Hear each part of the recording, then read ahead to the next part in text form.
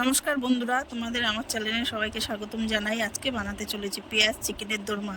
চলো রান্নাটি শুরু করা যাক।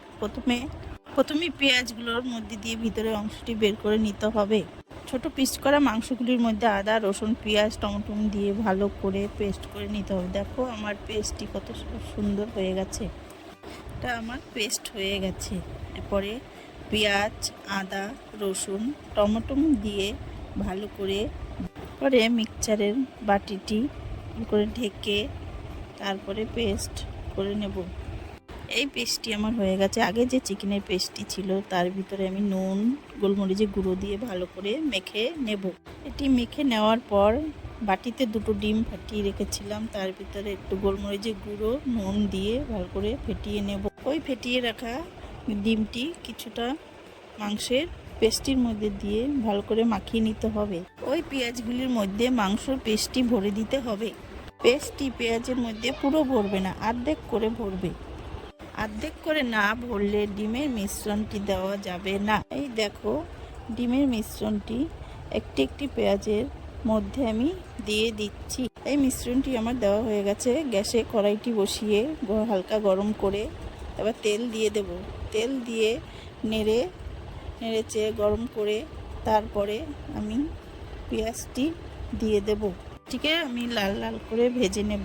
ভেজে নেওয়ার পরে যে পেঁয়াজ টমেটোমের পেস্টটি ছিল সেই পেস্টটি আমি দিয়ে দেব।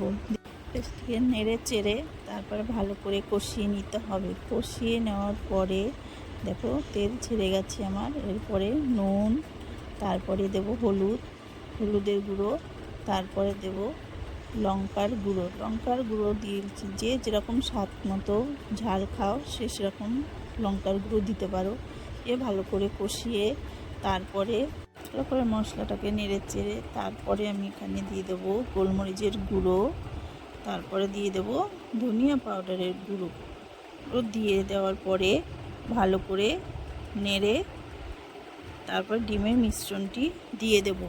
ডিমের মিশ্রণটি মশলার সাথে ভালো করে নেড়ে চেড়ে মাংসের পেস্টটি তারপরে দিয়ে দেবো। দিয়ে দেওয়ার পরে ভালো করে নেড়ে চেড়ে ভালো করে কষিয়ে তারপরে জল দিয়ে দেবো। জল ভালো করে নেড়ে চেড়ে কষিয়ে নেব। কষিয়ে নেওয়ার পরে সেই গ্রেভিটির মধ্যে আমি এক একটি করে পেঁয়াজ দিয়ে দেবো। দিয়ে দেওয়ার পরে 10 মিনিটের জন্য ঢেকে দেবো।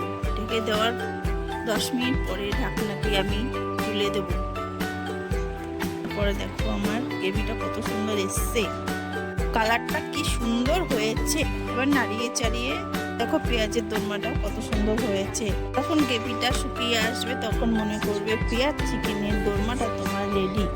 এবার নামিয়ে নেব। তোমাদের যদি আমার রান্নাটি ভালো লাগে আমাকে সাবস্ক্রাইব, লাইক, কমেন্ট, শেয়ার করে দিও।